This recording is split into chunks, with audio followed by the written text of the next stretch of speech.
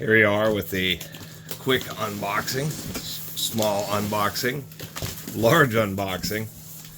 Anyway, it appears that at least there may have been some other models that had some other different kinds of accessories, pretty well packaged. Cast aluminum platens there. That's one for the disc sander side. There's the one for the belt sander side. And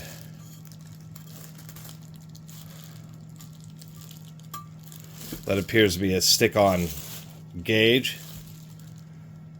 I can't tell if it's... yeah, it is. It's a stick-on, but there is a raised portion that they cast in there. Little handles. Our obligatory little instruction manual.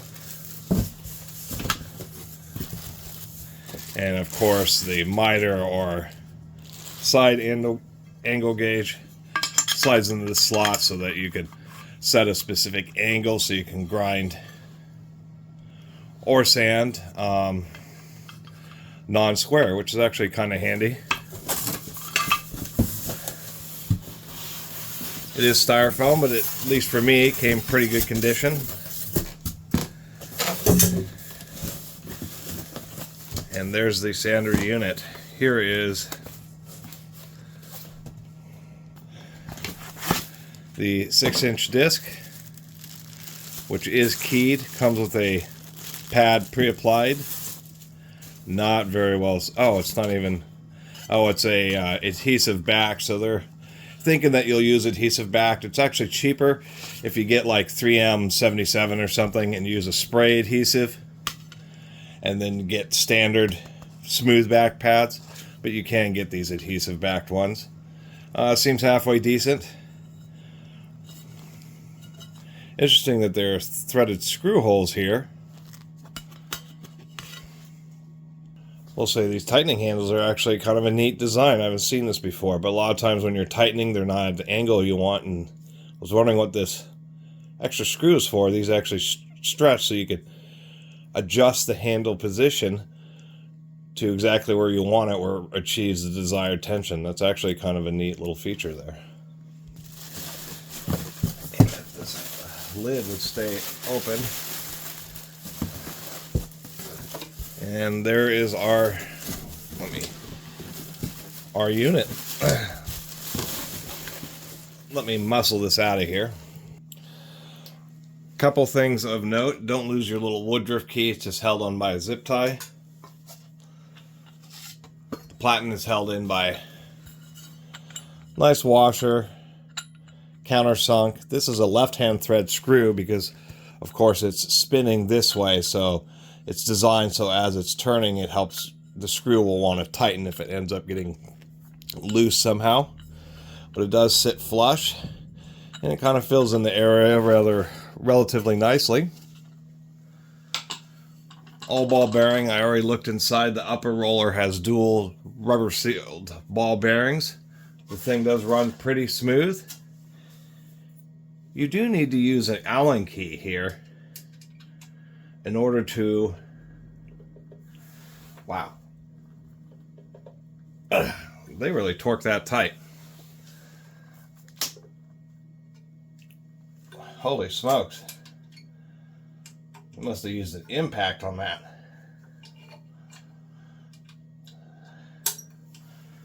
It's nice to have the option to have that 4x36 belt sitting flat, or being able to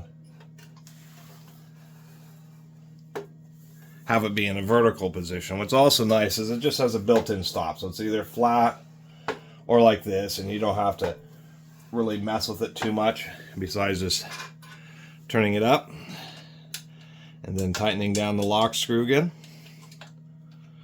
Maybe not as tight as they had it before. Jeez. Kind of wish they had like a quick release mechanism there, but it's not the end of the world. The other thing I wanted to show is they have an interesting feature here. There's a little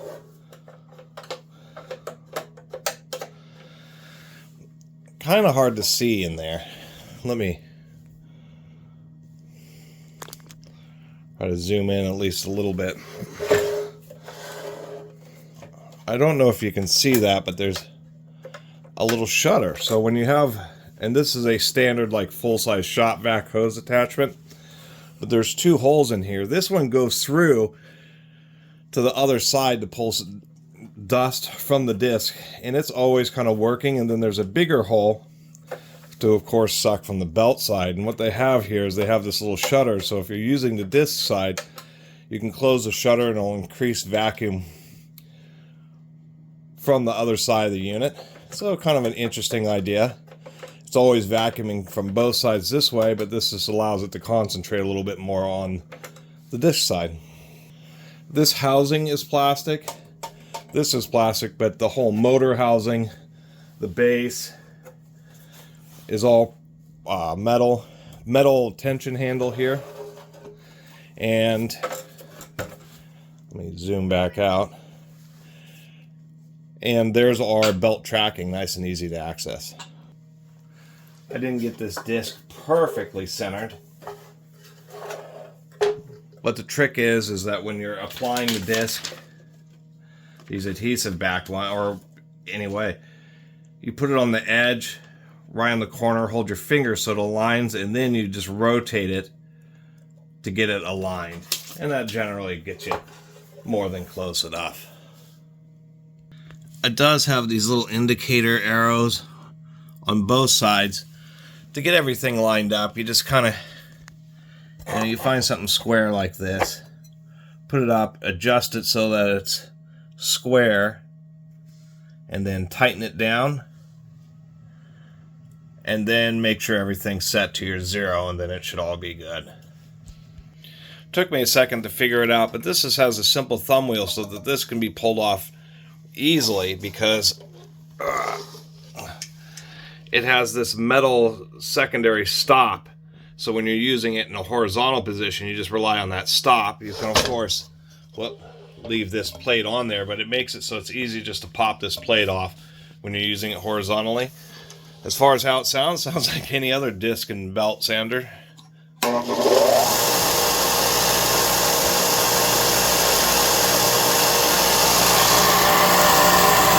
tracking is pretty easy to use.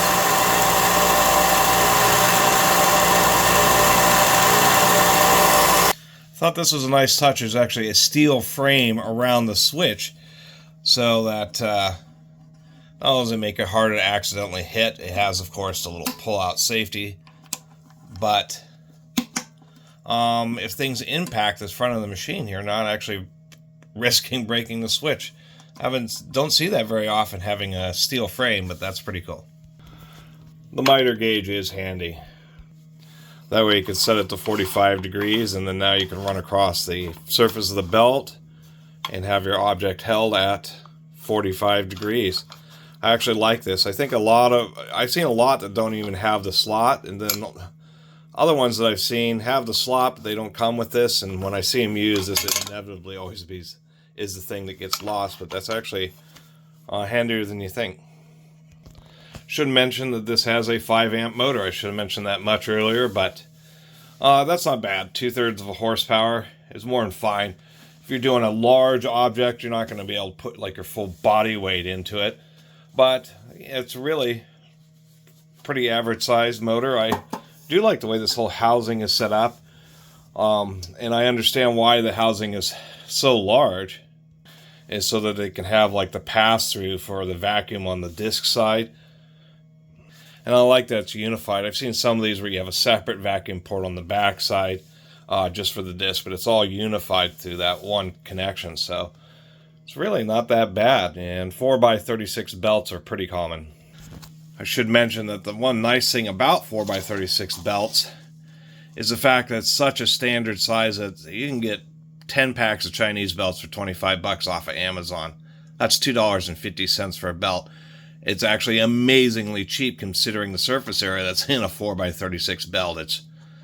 I paid more for 3x18 belt sander belts than 4x36s, so really easy. Same thing with the 6-inch adhesive back discs.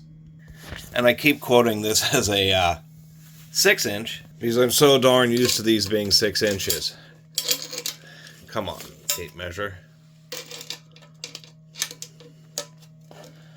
It is actually an 8-inch, of course. So sanding things at specific angles, of course, you have with the minor gauge, you can do a compound angle where you can do 2 different angles at once, which is very difficult to consistently achieve by hand, that's for sure. But lots of things. I have like the spline socket, and we can see it's actually not that bad, but there's a little bit of areas where it's like torn up. So things like this, you can always just sand them down a little bit. So it's real convenient just to have something that's right angle. You of course do it on an angle grinder, but bench grinder. I guess you could do it on an angle grinder. That'd be pretty dangerous. But bench grinders, you have that circular wheel, so you end up with a little bit of an arc, and it's pretty narrow. Where something like this is perpendicular, it's a flat surface, and you can just put something like this on it and just go back and forth and easily achieve it, or easily grind it down, I should say. Pulling this off, we'll do one last run here.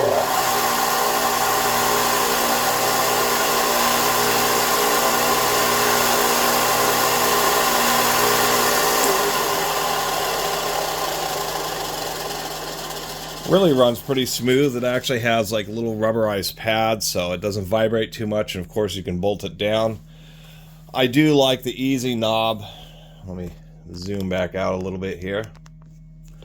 I do like the easy adjustment for the belt tracking, because as these belts wear and stretch a little bit, and as you use them, the tracking will change. It's just kind of the nature of it, so you always are kind of having to micro adjust it. And it's just super easy, just a touch of the wheel and it tracks and then stays right in place. And this thing runs pretty smooth, to tell you the truth, having all ball bearings on the, of course, the motor and on the idler wheel. That's the biggest thing, is a lot of the actually really cheap ones, unfortunately, will have sleeve bearings, and they don't seem to run quite as smooth as the rubber seal ball bearings. The nice thing also about the rubber seal ball bearings is that you can replace them pretty easily. And so that's my cheesy little review. I don't have a ton of stuff to sand right now, but of course as projects come along I will be doing more videos. One quick tip I will mention is that in my experience, if you ever have a sander and it stopped, you don't want to have, I've had this happen on belt sanders where I've stopped a belt sander, the seam where they have that special tape is right along the tight curve, and then I've let it sit for a while, and it's allowed just the corner of the belt to want to start to catch. And so that's the kind of the one thing I'd mention to people is if you ever end up with the seam, I mean, you can't help it all the time, especially if it's on the bottom, but you try to want to have the seam be straight rather than sitting all the time on that curved surface. Other than that, that's my little review of the Vevor 8-inch disc with a 4x36-inch shop belt sander, or sanding machine, I should say. And the way these castings work together, to tell you the truth, I mean, the tables and everything are more than solid enough. Being able to easily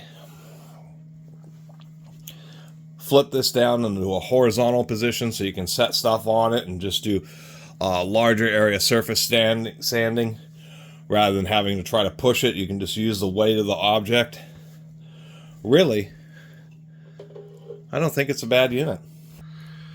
I will criticize Vevor on a couple of things here. Let's see. Cast iron base. It's stamped sheet metal. And I kept on saying 6-inch because they have it listed as a 6-inch for this item. As you can see, this is obviously not a cast iron base. And it is obviously an 8-inch disc, which is better. It's nicer that it's an 8-inch disc. But that will cause some people some real frustration if they buy this. Figure I'm buying the sander, I'm going to get some extra discs. Order a bunch of 6-inch discs, and they're just sitting there awkwardly in the middle of the wheel. They do definitely need to update those two aspects, because those are two things that are going to frustrate people. Somebody who Once a cast iron base is gonna, I mean, that just isn't accurate. And once again, it's better than it's an 8-inch disc. It's bigger than they say, but it's going to cause people a bunch of frustration once again, because they're going to order supplies and then realize the supplies are too small. The belt size is correct, so come on, Vevor. Other than that, you know, on Amazon they want 100 or 200 bucks.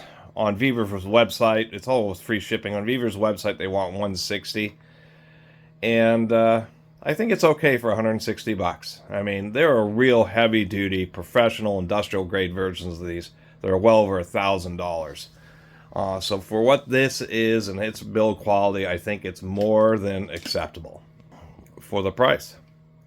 Anyway, thanks for watching.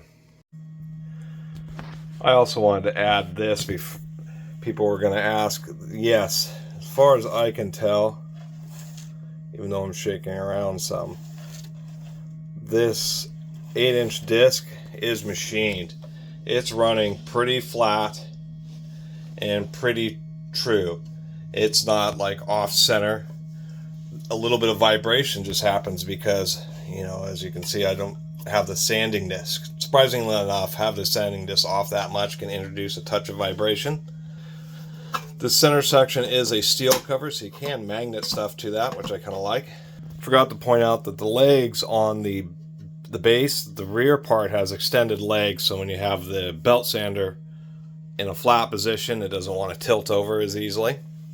Also, other issues where their cheaper one had issues where their belt alignment. This one's obviously much better because we have the belt centered there and it's centered on the lower roller, so that alignment's much better on this one. And it's kind of hard to see, but you can just see right in there that little piece of that's actually steel, so any sparks that you have aren't going to be, even though this is a plastic like dust housing, there's an extra piece of steel sheet metal in there, so any hot sparks are actually going to hit it first directly and then get directed into this kind of basin to get vacuumed out, so you don't have to worry about hot sparks actually directly hitting into plastic. And so I was wondering about that, and I was actually kind of pleased to see that they do have a piece of steel, I guess, spark deflector in there.